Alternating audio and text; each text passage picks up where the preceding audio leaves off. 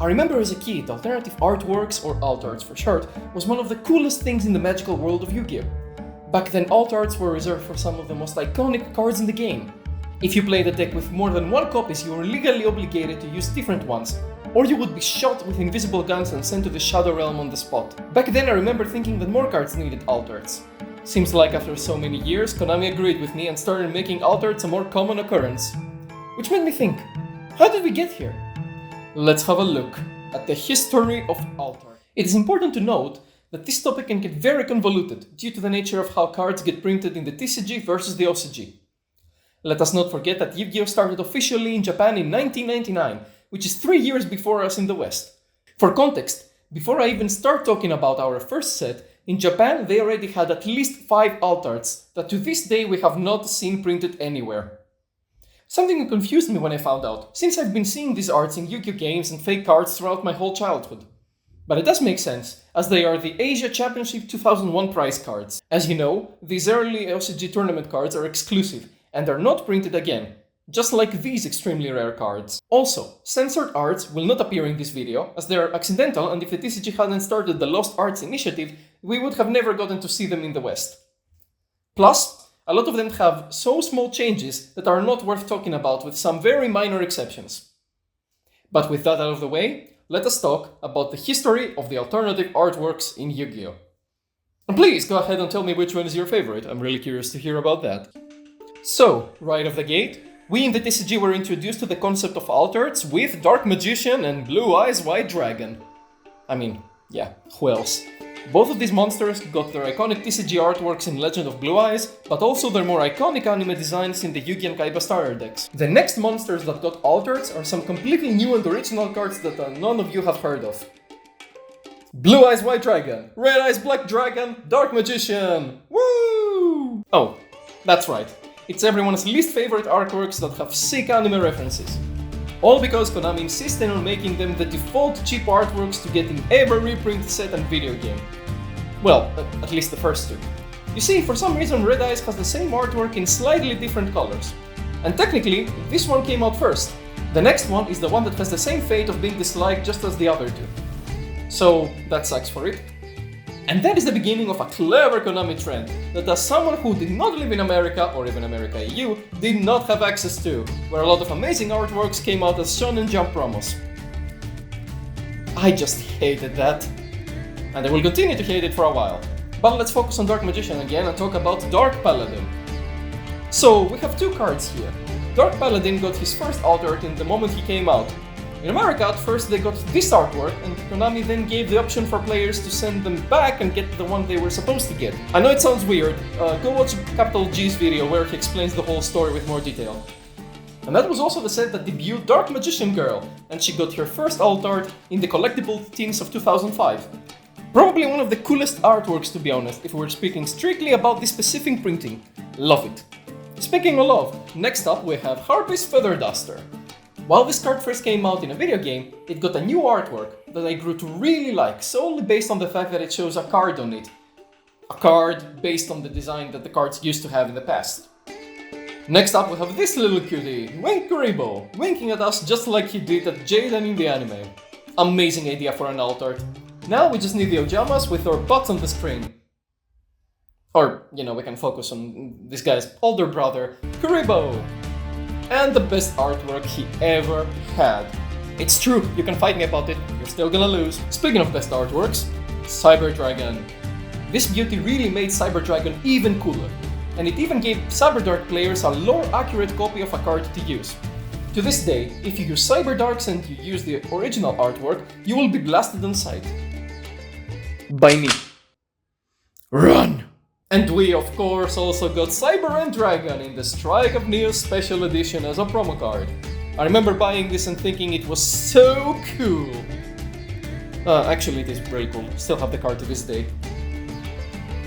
And let's end 2007 with these two that got the new and I dare say better artworks than the originals.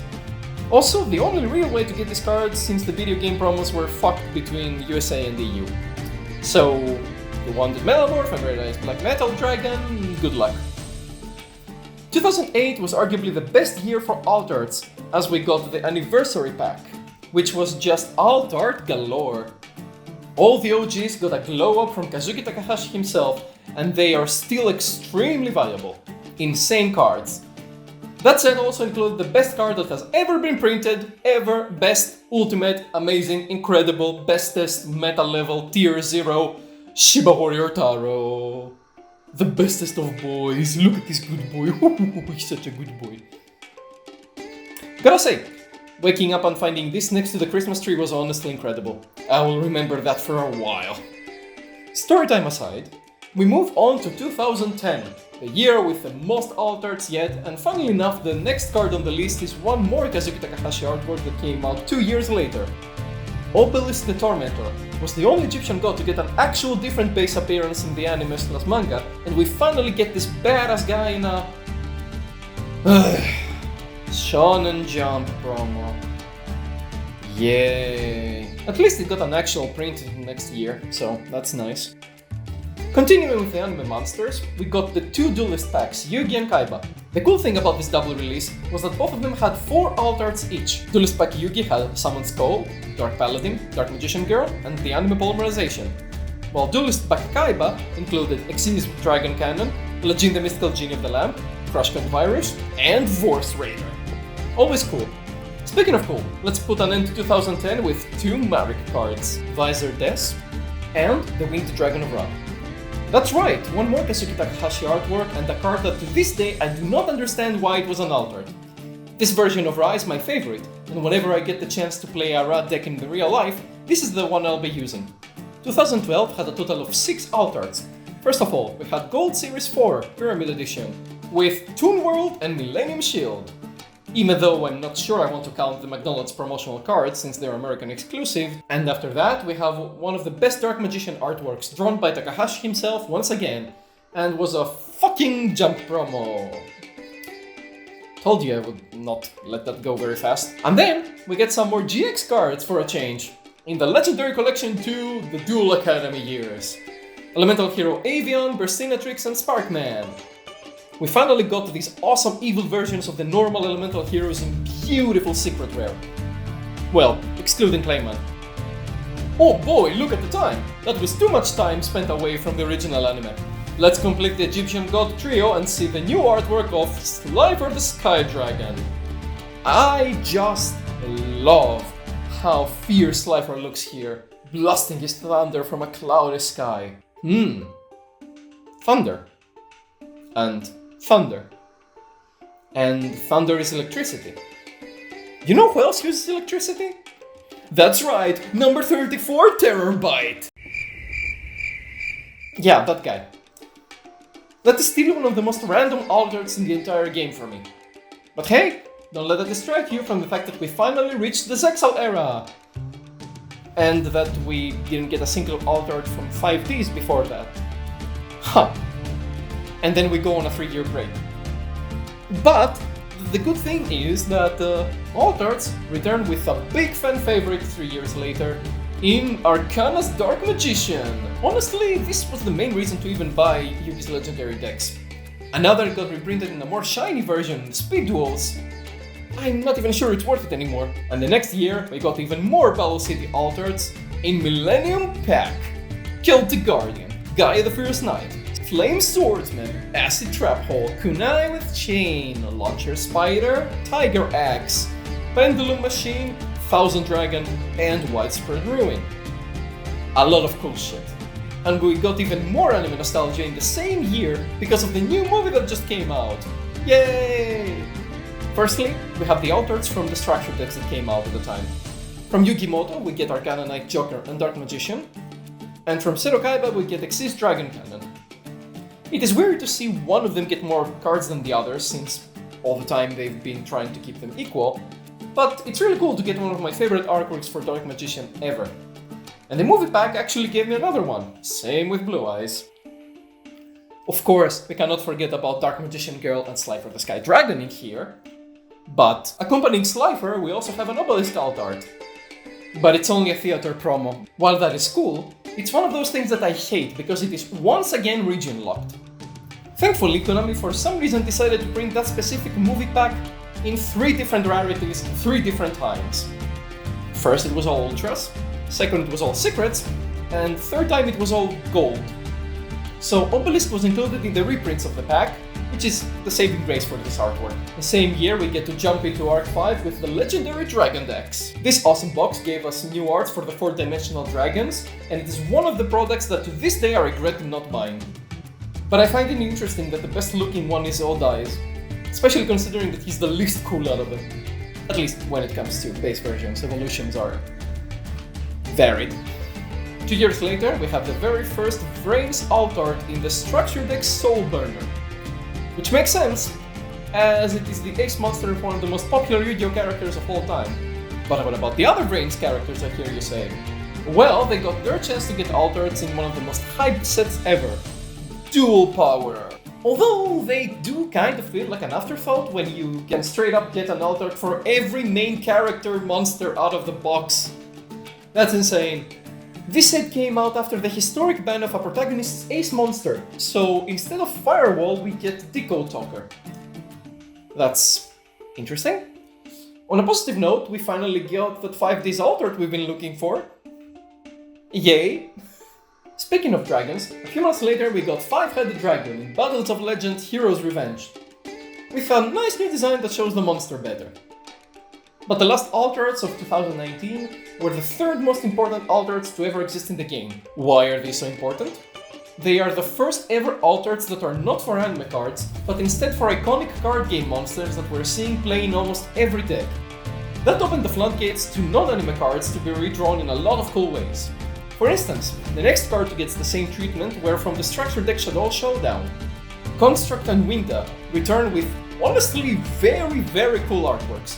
Only comment here, it's a crime that this amazing artwork of Winda is only a super. Needs to be at least ultra. With 2020 rolling around, we got 4 more alt arts in Duel Overlord, Chaos Dragon Levianeer, Tour Guide from the Otherworld, Cyber Dragon Infinity, and Sky Striker Ace Kagari. And let me just say, this art of Kagari is single-handedly the reason why I have any amount of interest in Sky Strikers. So, amazing work with all the fire there. Some would say that it has a lot of fire. All around. And since we're talking about fire, there is a chance that you, dear viewer, were keeping count and noticed that while Obelisk and Slifer reached 3 alt arts, Ra only had 2. So here's the third one in the legendary duelist's Rage of Ra. The best way to describe this artwork is a lot of fire all around. And within a very close window, you also got another blast from the past with the long-awaited import of the Kazuki Takahashi alt art for the Dark Magician Girl, which we never thought we would get in the West. After that, we have a GX card. Red Eye's Darkness Metal Dragon had his effective weekend to be once per turn. And to make that one memorable, I guess, we got a new awesome art that has him guarding the spirit keys from Season 1 of GX. And speaking of spirits, we have the Spirit Charmers. Or rather, the Familiar Possessed. I love how they decided to use their familiars as extensions of themselves. Big Shaman King vibes right there. So, it's instantly cool. Konami kept up with the alt arts of waifus in order to sell us mech products in Dragons of Legend, the complete series, with Dark Magician Girl the Dragon Knight.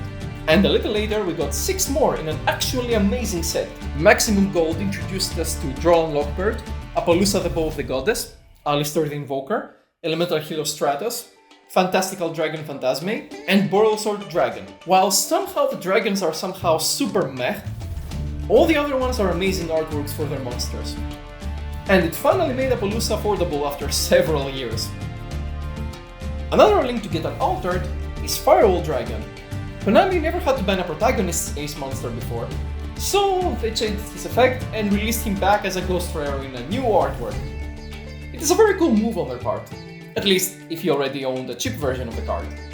And if you don't pay attention to the fact that they did not bring the other alt art that the OCG had for a while at this point, well, thankfully they fixed that in the next Maximum Gold. Here we get all the 3 Firewall alt arts in rare. And that's great. We continue the Charmer line with my favorite, Lina, and the best artwork of Bigfoot. This set single-handedly made him affordable and allowed me to top locals. Good stuff. Then, nearing the end of 2001, we got an alt art that can honestly become a series of cards, but it's not exactly the most appealing.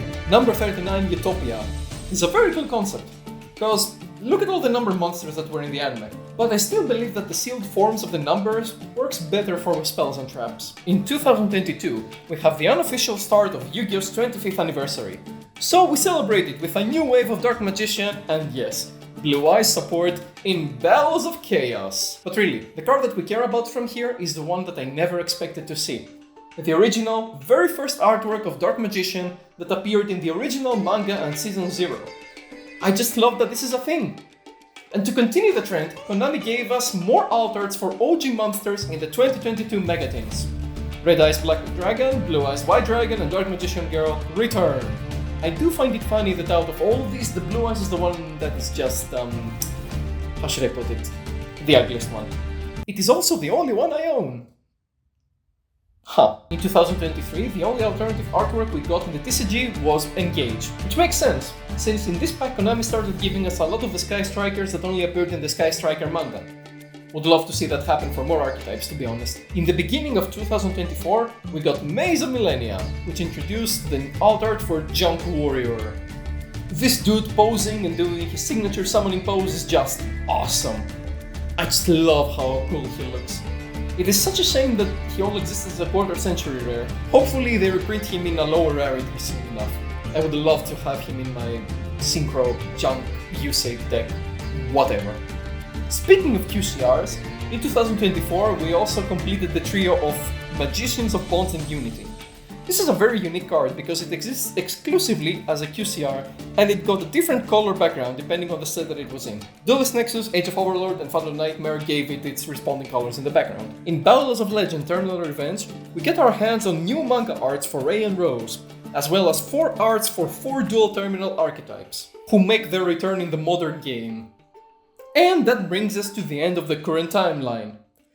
We currently know of 4 more alt arts that we're about to get in the 2024 Megatins: Raigeki, Harpy's Feather Duster, Dark Magician Girl, and Red Eyes Black Dragon. There are so many cool cards that are region locked right now, and I really wish we actually get them here in the West faster, at the very least. Or even crossover cards. Some of them are alt arts, others are just cool cards like that Lucifer lady. But I really hope that with this video I managed to show you that starting from 2019, Konami really embraced alt arts, especially in the competitive side of the game. The fact that they gave alt arts to the Ghost Girls is proof that they realized the potential of the alt arts. There are a lot of other ways they could do it. They could really utilize them as a rarity system as well, but that's not really what this video is about. The point was to just show you the timeline thus far. We have a lot of other alt arts that are still in the OCG that have not come here. And that includes cards that were released together, but we've only picked specific ones to import here. Engage is a great example. It came out in a pack that had like 10 alt arts, but we only got this one. I'm not sure why, but I know a lot of people are very excited for the Live Twin alt arts. Can't imagine why. I don't know how fast we're gonna get them. So, depending on how long this channel will be around, maybe I'll make an update video at some point. Who knows? Could be fun. But this is the video. Hope you liked it. I really wanted to make it because no one else has talked about this, and it's something that I was excited ever since I was a kid, and I really love it.